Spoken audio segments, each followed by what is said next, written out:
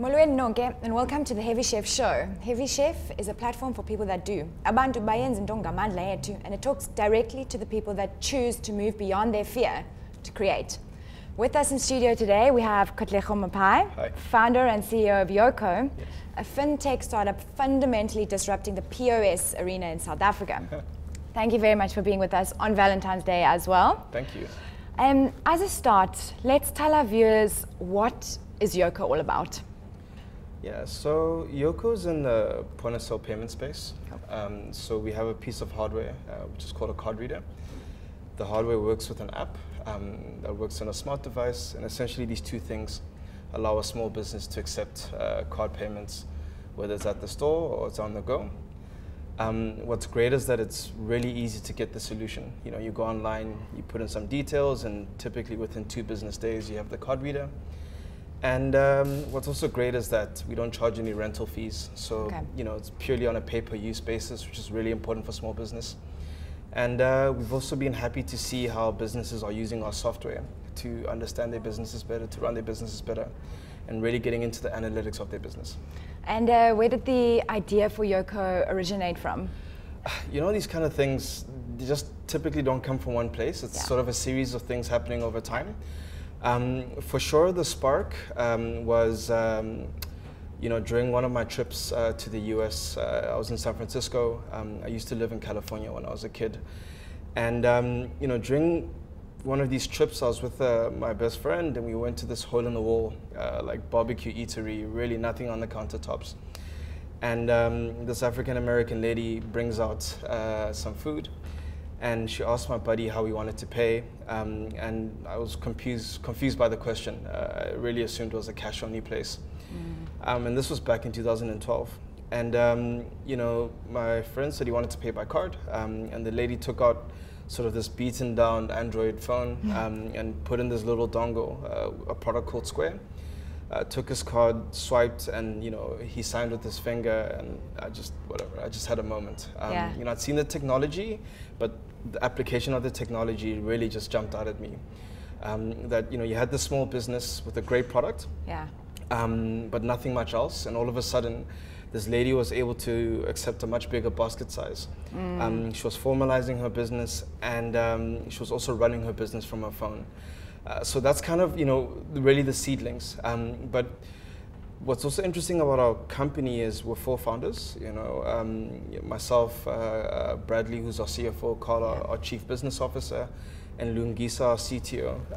And we had history together. And working together or studying? Working and studying together. Okay.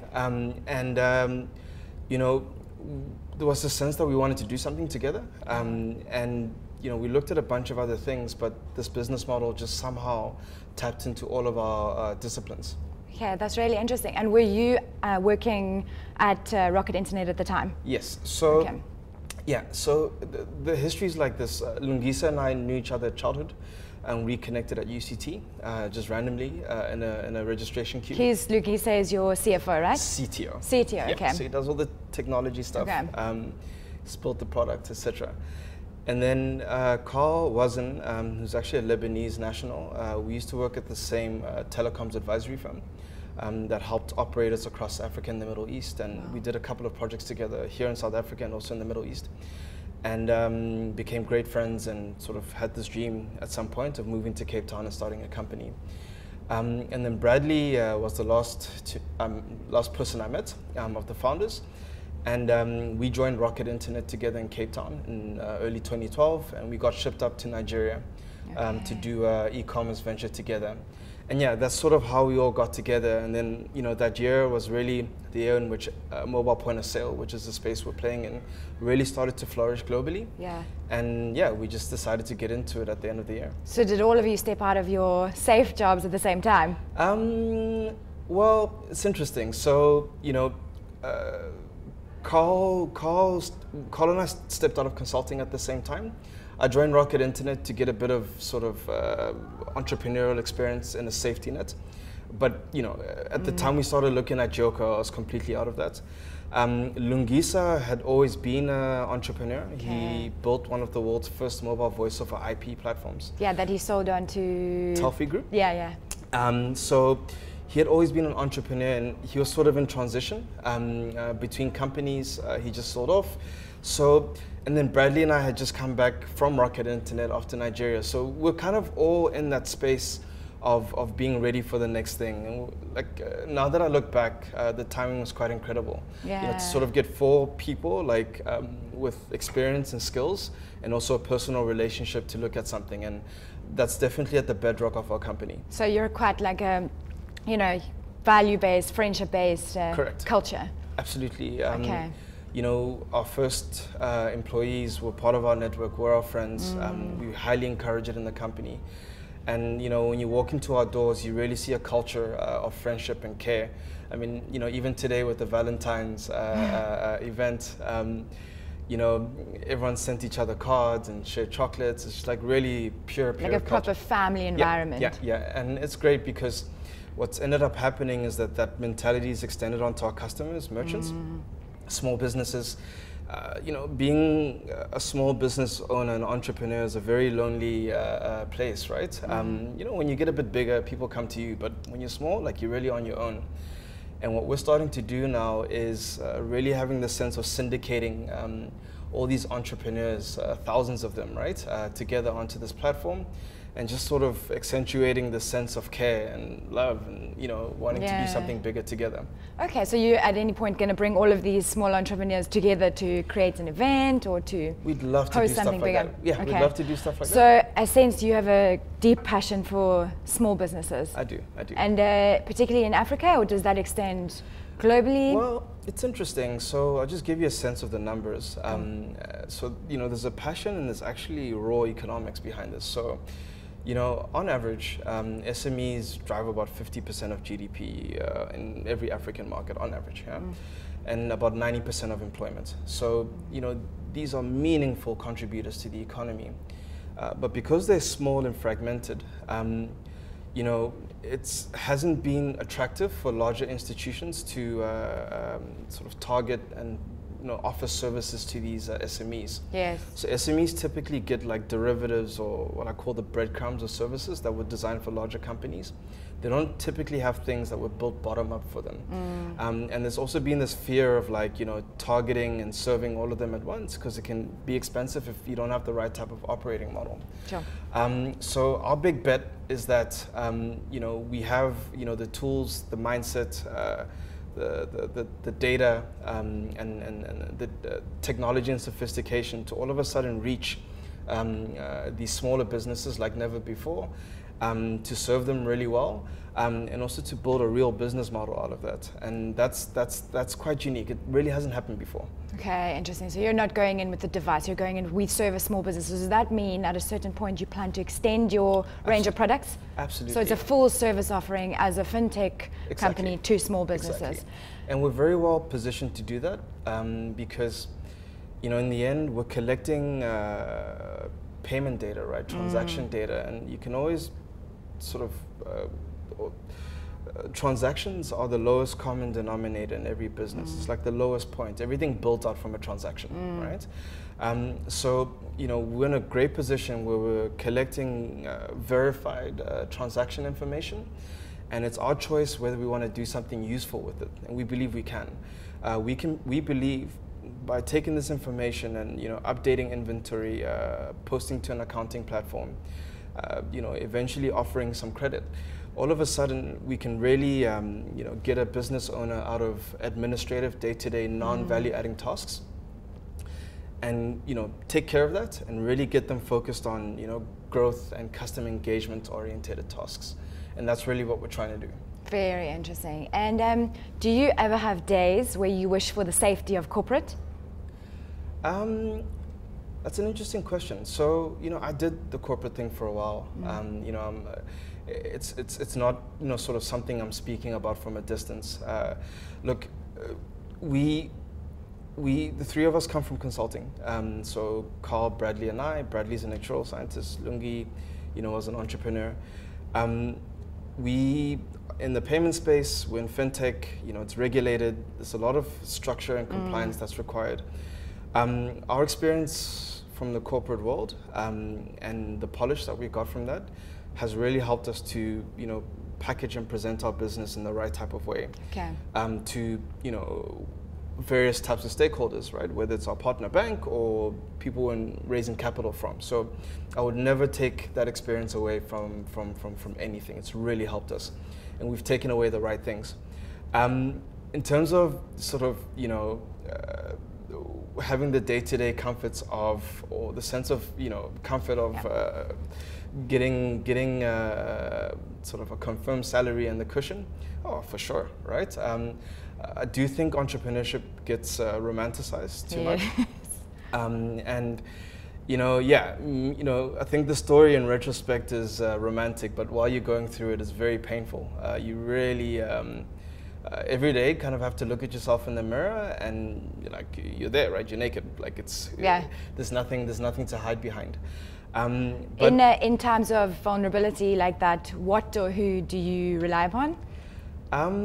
So a bunch of people. I mean, my business partners, we're very open with each other. We've walked a long path. Family is very important. It's actually brought me a lot closer to my parents. Okay. Girlfriend, very important. And then, we have cultivated a very strong advisory group. From the early days of the company, people helping us in payments, compliance, risk, general entrepreneurial things. And it's great, like just sort of being able to pick up the phone or meeting up for a coffee to chat to somebody who's been through a similar thing. And they can sort of just, put their hands on your shoulder and tell you that, look, this is normal, just get through perspective, gives the perspective. Exactly. And in terms of family, can you tell me a little bit about your childhood? Sure. Your life. With pleasure. I had an interesting childhood. I moved around a lot. My parents were academics, so that's why. May I ask what type of academics? What field were they in? Sure. So my father was is in political science and philosophy. Wow. And my mother in education. My childhood was split between South Africa and the US. So I was born in Johannesburg. We moved to Cape Town when I was 4, and then we moved to Cambridge and Princeton for another 2 years in the US, and then we came back to Cape Town. Were your parents lecturers at either? Yeah, my dad was starting his doctoral studies, and then my mother was doing her master's at the time. Okay. And then came back to Cape Town, and then we moved back to California, to Palo Alto, which is the heart of the Silicon Valley. And this definitely had a profound impact on me, how I see the world, and a lot of my perspective. And it's actually no surprise that I'm in a technology company right now. And then, moved back to South Africa, went to high school in Pretoria, went to UCT. I started my career at Accenture in the communications and high-tech practice. That's when I got my taste of sort of telecoms work. I moved to Delta Partners, which was a more sort of boutique specialized telecoms advisory company. And then I moved to Rocket Internet. Okay. Yes. And as a child, if someone had looked at you and asked you as a 9-year-old the typical question of what do you want to be when you grow up, what would your answer have been? It's interesting. So I've always liked designing stuff and building things. So I always thought I was going to be an architect for the longest time. And then I got a bit lazy when I saw the application process. Technical drawing. Handing in a portfolio and stuff. I didn't have time in high school to do that, and I didn't take art or anything. But it's interesting. The passion for building still permeates in everything I do. That was Yoco, right? It was a project. It was something I wanted to build. Yeah, you build from the ground up, and bring people together. And to continue sort of that passion, even within the company, I've sort of carved out an area which I'm now calling expansion, which is solely focused on building the next layers of the company into new markets and into new cities, and just sort of taking that step. So I do have a passion for building things. Okay, amazing. Yes. And entrepreneurship is one of the most creative things you can possibly embark upon. Exactly. And in terms of if someone looks at you now and says, how do you define yourself? What words come to mind? Wow, how do I define myself?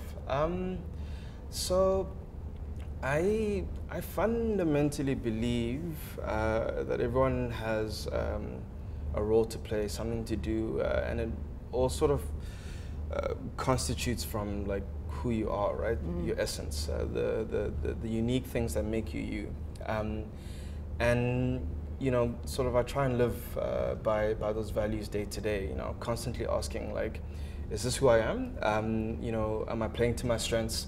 Am I, you know, applying myself to the right things? And that's really key. And, you know, that also extends into our staff, right?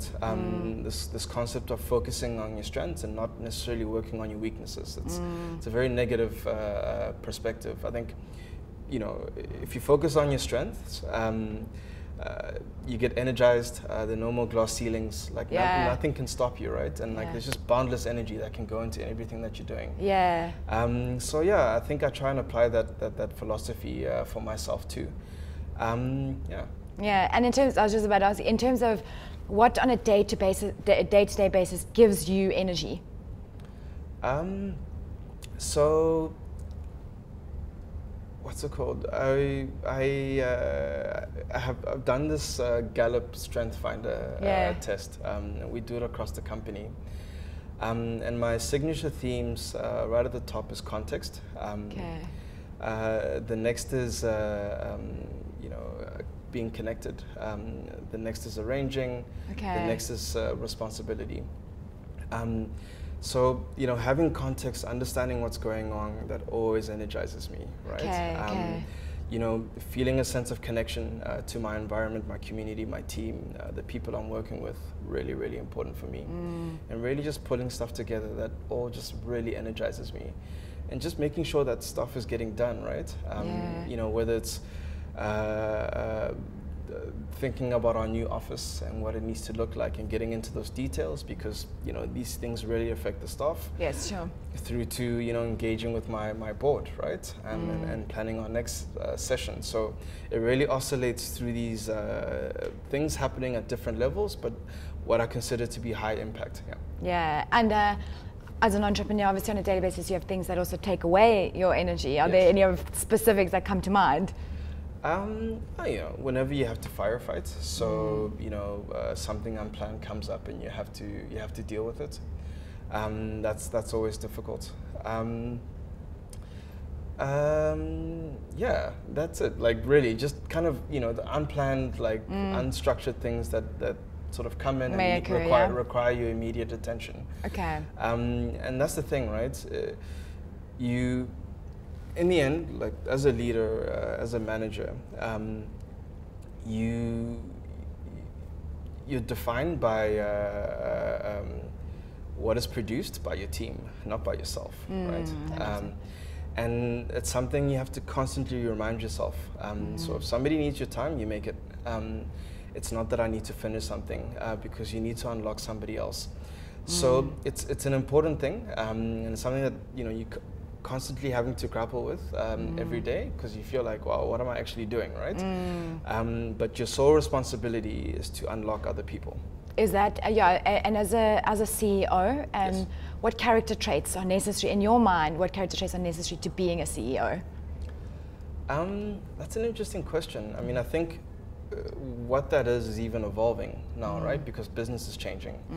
So, you know, a business for the longest time was defined by how big it was and its scale, right? It would take that scale and, you know, get economies of scale and, you know, sort of would outcompete its competitors through price.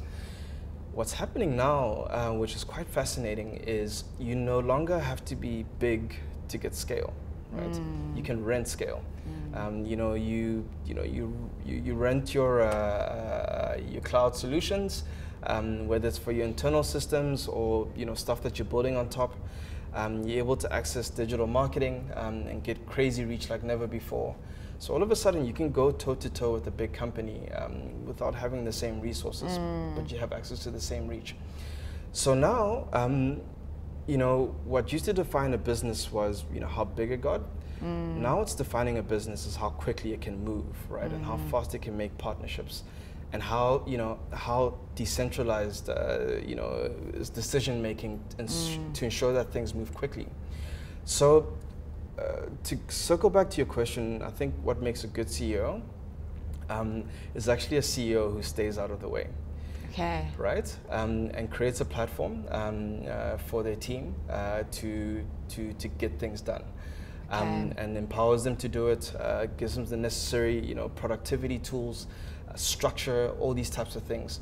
But it's really about staying out of the way, because also, once again, another defining thing about contemporary times, and I see it with our younger team members who grew up on the internet, is the way they learned compared to me, where I had to use encyclopedias or I got introduced to the internet, is very different. So I'm finding that younger people are able to pick things up much faster, and you're able to set a goal, and they'll search, or they'll know how to find to get to the end point. So all the management principles of like sort of hand holding and this kind of like constant checkpoints applied when access to information was quite limited. But now, access to information is so high, all you need to do is set the goals, provide the tools, and step away. Okay. And all of a sudden, you'll see the youngest person in the team come up with this completely innovative way that you never would have thought about to get to the same point. But let's say I sat with that person, I'm like, right, this is how we're going to get there. Walk with me. Well, that's the track, and that's where you stop innovating and you start having speed. You stop having speed. Yeah, it makes a lot of sense. Yeah. And it's kind of going back on the question, what will be the one character trait that elicits your success as a CEO? Do you believe it's your ability to step out of the way? Correct. Okay. Correct. Interesting. Yeah. It's I think it's slightly controversial, right? It's not a typical thing, leading from the back. But I'm seeing it work. I'm seeing, young people in our company, like with courage, really unconstrained, just going for it, because nobody's telling them what to do. Just expectations are being set, and they're figuring it out. So you're setting the goals and the endpoints. And then what you also start seeing is like pockets of innovation coming up across the whole organization, and not just in technology, right? But you see it in operations, you see it in finance, you see it across the board, because people are constantly trying to figure out what is the best way to get to the next point. Very interesting. And in terms of Yoco, going forward, what are some of the FinTech products that you're wanting to bring in? Can you say? Yeah, sure, with pleasure. So, look, our strength sits in applications, right? So software. And data science. And a lot of the products we're going to be introducing are going to be taking advantage of these two skill sets. And what's exciting about it is, a lot of our merchants are going to have tools that big companies dream of, right? They'll have them, and they'll have it all neatly packaged in something that can really help them to grow and engage their customers. So, going deep into the point of sale space is very interesting for us. We almost see the point of sale as the mini ERP for a small business, and we want to go deeper into that, right? Strengthening our payments product to make it faster, to make the interactions with the customer even better, and ensuring that also we also become a bit of a one-stop payment shop, right? So we're currently only doing physical card-present transactions. We want to make sure that, if merchants are trying to do sort of broader online things, we can also potentially help them. And then, another interesting thing for us is getting into the financing space, and we're well positioned to do that. We sort of have real-time credit scoring data on our merchants. And in that sense, we are well positioned to offer finance in an ethical and a cost-effective way, because we have sort of very timely data on how these businesses are performing, and we're not taking a retrospective view on them. Okay, very interesting. So are there certain firms that are perhaps offering finance in a little bit of an unethical manner? Not necessarily. Obviously you do have that. But in general, financing to small businesses is expensive. Yeah. And what I'm saying is that we can actually price the financing well, okay. because we have more information. Okay. And we have a better understanding of the risk, so it all works out quite nicely. Okay. Yeah. Awesome. And I think what's really interesting is Heavy Chef comes from the point of view of do, learn, share, and then master. Yeah. And I think a lot of times with academics, it goes learn, then do, Yeah. you know. Yeah. Is that something that you see, having employed like a vast amount of academics? Yes. So that's an interesting question. So yeah, we believe in design. We believe in blank page thinking. We don't believe in fake it to make it, right? There's a bit of a thing getting around, and that's just not the way we do stuff. Yeah. And because we can't either, right? Like, we're a FinTech, we're handling money, Yeah. so we have to be very careful. So what I'm finding is, because of our platform and how we're set up and the access to data that we have and the transparency around that, even though we have sort of quite an academically strong team, they are able to still move quickly because they have access to tools that can help them validate the hypothesis very fast. And that's the main thing, right?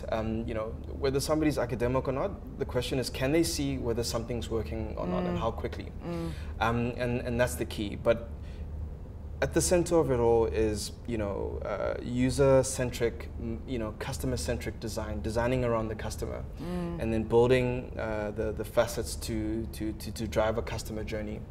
And yeah, the sort of the deep thinking and the consideration that the people we have in the team are able to apply to that because of their backgrounds has been very helpful. Interesting, yeah. Okay, and some fun questions about Yoco. Okay. So, if there were to be an entrepreneurial rite of passage, something that every entrepreneur needs to go through, what would you create, or what comes to mind? Entrepreneurial rites of passage. So, like a race, or like in terms of something that you would say every entrepreneur to be needs to go through. Right. Before they step into the world of entrepreneurship. It's an open question. There's absolutely no wrong or right answer. I think like doing a pitch, right? Yeah. doing a pitch. It's honestly one of the most leveling experiences you can go through. Yeah. Because all of a sudden you're vocalizing your idea to somebody who's already skeptical of you before you walk into the room, and they could just completely slam you, right? Yeah. Or tell you your idea is stupid, or that it doesn't make sense. And your reaction to that rejection is ultimately going to determine what happens next, right? And that for me is the biggest rite of passage. Is your first pitch and your first couple of pitches. Okay. It sorts you out, and yeah, it either you either see the resilience, or you see the capitulation. And if you're capitulating at that stage, you probably should stay away. You probably shouldn't be doing it, because there's a lot more of that to come. Okay, we're going to test your pitch skills soon. If you could bring one person in the world into your team tomorrow, who would it be? To support us? To work for you. To work for us. Huh. To work alongside you, who have stepped aside. The entrepreneur I have come to admire the most, sort of in contemporary sort of venture building, is Jeff Bezos, the founder of Amazon. Yeah. And it's actually quite a recent thing. It's not something that I saw before, but I'm realizing that Jeff is thinking in like decades, right? And thinking in decades, and just has so much control of his business and his share price that even when the company's not turning a profit, or just sort of breaking even, their share price continues to go up. And getting into all these things, from selling books and retailing, and now sort of being the biggest cloud platform in the world, where companies like us are building on top of it. And just, now sort of going from online into physical retail and combining all of that, which makes so much sense. It's just like such big picture thinking. But most importantly is the sense of control that he has around the share price, and the perceptions around the company. To be that big and to have that is not easy. You know, even Apple struggles with that, right? Like any sort of, you know, story or rumor or a missed target, and you know the share price gets hit. You don't really see that happening to Amazon. It's just kind of like this line that's going like that. So yeah, you know, having a Jeff Bezos on our board, and advising us on, you know, how to build a company like this that's thinking in decades, and really just has a lot of control around how it's perceived, would be fantastic. So in testing your pitch skills, yes, we're going to say to you, Heavy Chef is a platform for people that do. Would you mind pitching as to what it means to be a doer in the 21st century? Sure. So being a doer in the 21st century is realizing that it's never been easier to start something, right? Whether it's big, small, it's just never been easier. It's never been easier to start something. It's never been cheaper to prototype something. It's, you know, it's never been easier to experiment. So what that means is these barriers that, you know, used to exist around, you know, taking an idea to fruition and getting it out to people, it's just no longer there, right? And this kind of constantly applies itself in multiple contexts. And I think, being a doer is all about that, like really just realizing that actually these barriers that I thought were there and that were insurmountable or risky or expensive actually are not. And with a little bit of digging, I can actually get something out and learn something about myself and learn something about my potential customers in the process. So Katlego, thank you very much for being with us today and for sharing your insights, and of course for the last pitch that you hit us with. Yes. And guys, please do follow Heavy Chef, Twitter, Instagram, YouTube, and remember, never trust a skinny chef.